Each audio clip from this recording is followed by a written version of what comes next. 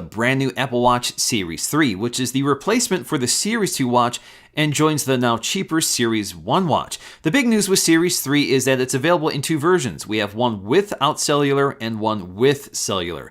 So with cellular, you can actually use your Apple Watch independently of the iPhone. So you can leave your iPhone at home and still have full internet connectivity from your Apple Watch and place and receive phone calls and text messages from the watch using your existing phone number. In addition to cellular, Series 3 also picks up a new dual-core S3 CPU, which is much faster, which enables some new features such as Siri with voice feedback. Also new is a barometric altimeter, which keeps track of elevation, so it knows if you're climbing a flight of steps and can keep track of that with your fitness data. So I'm actually taking a look at 3 Apple Watches, 2 of them in aluminum, so one of them is the new gold color plus space gray, and my favorite, the version I'm going to be wearing day to day, which is the new Edition Apple Watch in ceramic gray. So getting to the unboxing of the aluminum Apple Watches, there's a difference in the packaging because we have a new band that's called the Sport Loop, which means it can't be laid flat, so we get a square box like the more premium stainless steel and Apple Watch Edition boxes. So it looks similar, but it's still quite a bit different. If you get the Sport Band, those come in a long skinny box like we're used to seeing for the aluminum watches. So we can see both of our gold and space gray Apple Watches with that very distinctive red dot on the digital crown. Of course, we have plastic surrounding it. Now, another new feature here is that we have the new Sport Loop, which is sort of a fabric Velcro band. Personally, I actually really like this band. It's much softer and very comfortable to wear and can be sized exactly for your wrist. The other great thing about the aluminum watches is that they're designed specifically to match the iPhone 8, which matches the new gold on the iPhone 8, as well as the darker space gray, which the iPhone finally matches. Lifting up the tray, which is made out of a pressed paper, so the entire packaging in this case is biodegradable and recyclable, we'll find all of the accessories, which includes our paperwork, which highlights the major features and how to charge the Apple Watch. And of course, the accessories in the bottom of the box are pretty familiar. We have a 5-watt USB wall adapter, as well as the inductive charger, which is white plastic in this case. And as always, this just magnetically attaches to the back crystal of the Apple Watch and charges inductively. Next up is the Apple Watch Edition, which is a much more premium experience overall, right down to the pull tab for release in the plastic shroud over the box. Once we lift up the box, first thing we see here is the hard shell case. And to remove the plastic, there's a pull tab there to take it off, and then we're left with that white glossy hard shell case.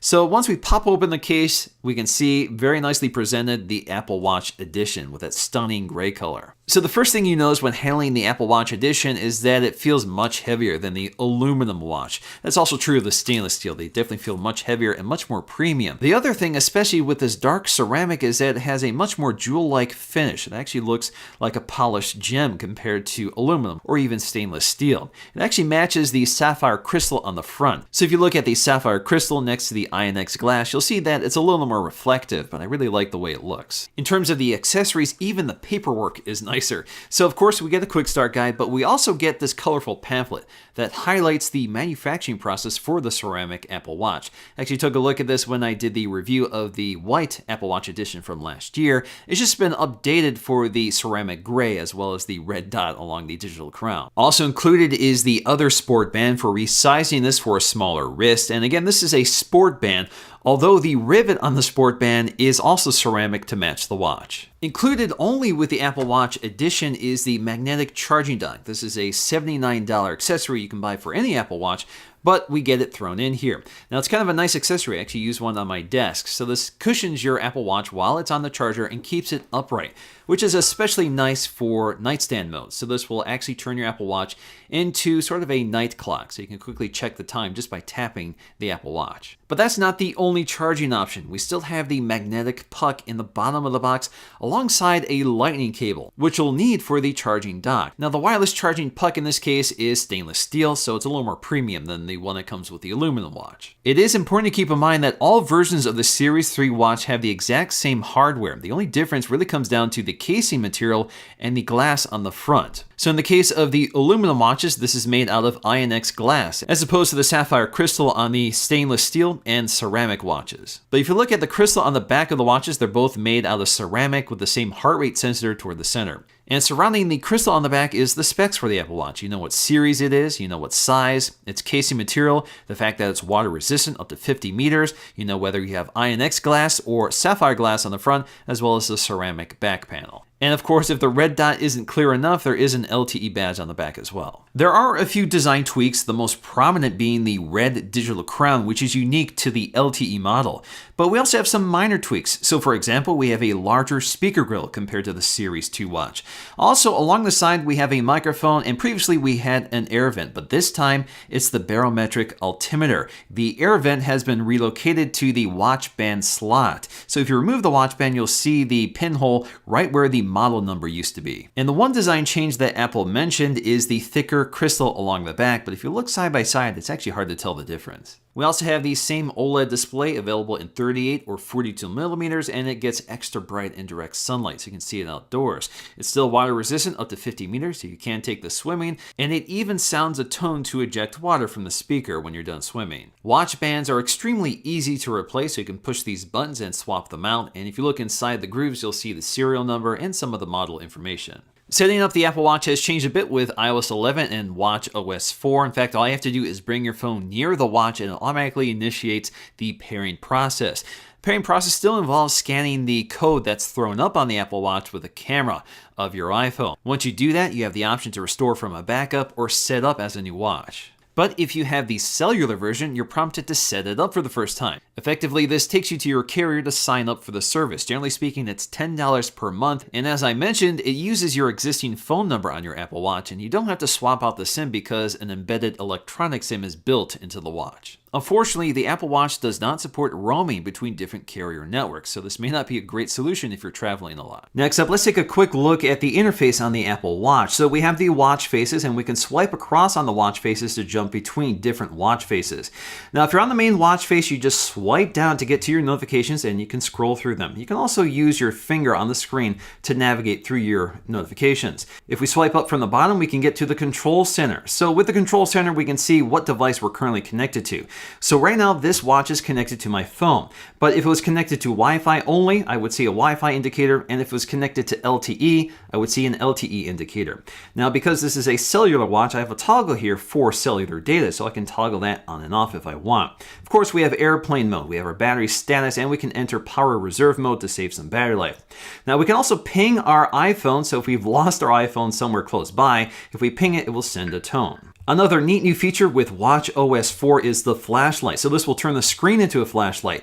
Now this gets brighter when you twist the watch away from you. So it's not gonna blast your face with a bright light. We also have different flashing modes. So if you want to be more visible at nighttime when you're running, you can enter this mode. We also have a red light. And just like the Series 2 watch, this is water resistant up to 50 meters. So if you go swimming, you might wanna enter this water lock mode. So this will prevent the screen from being activated when you're in the water. And in order to wake up the device, what you have to do is escape this mode by swiping on the digital crown until you get a tone, and this will eject water from the speaker grill. And lastly, we have an AirPlay icon. This allows us to connect the Apple Watch's audio to other devices, such as a Bluetooth speaker or a set of headphones. So pressing in the digital crown takes you to the watch face or to the app screen. So on the app screen, we have this grid view. Now, if you 3D touch on the app screen, this will take you to a new option with watchOS 4, which is list view. So if you prefer a list view instead of the grid, you have this option, and you can also get back to grid view if you want. The app selection reflects the apps that are also available on the iPhone, just sort of rescaled to the size of the Apple Watch. We also get a news app for the first time on the Apple Watch, and this will give you a few brief stories to take a look at. We can also customize this, so if you tap and hold, you can move them around like so. And if you want to remove them or uninstall them, you have to go to the Watch app on iOS 11. Now, to get to Siri, you can long press on the digital crown. What's the weather like tomorrow? Don't forget your raincoat.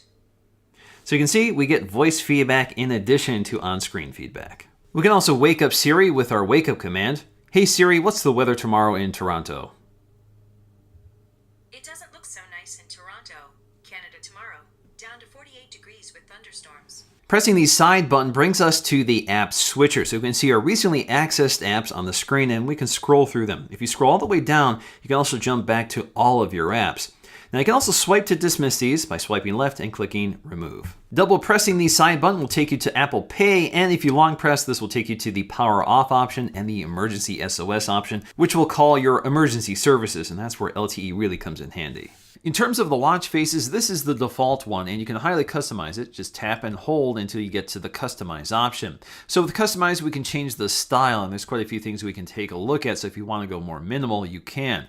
We can also swipe on the screen to get to our hands, so we can change the color or style of the hands. We can also customize the complications on the screen, so when we tap on them, we can select new ones, and there's quite a few of them. So we can do things like moon phase, the music app, messages app, and more. So there's quite a few of them. Some of them are just shortcuts to other apps. Some of them do give you some feedback, such as the moon phase.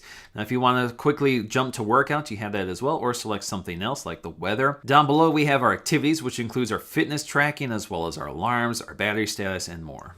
One of the other new watch faces with watchOS 4 is the kaleidoscope watch face. So I can adjust the kaleidoscope background. If I tap and hold here, I can customize this. So I can change this from facets to radial. I also have rosette. So if you want different kaleidoscope styles, you can select that, swipe the screen to adjust the complications, and more. We also get a Siri watch face with a Siri button in the upper left corner, which takes us directly to Siri, so we don't have to use the wake up command or hold the side button.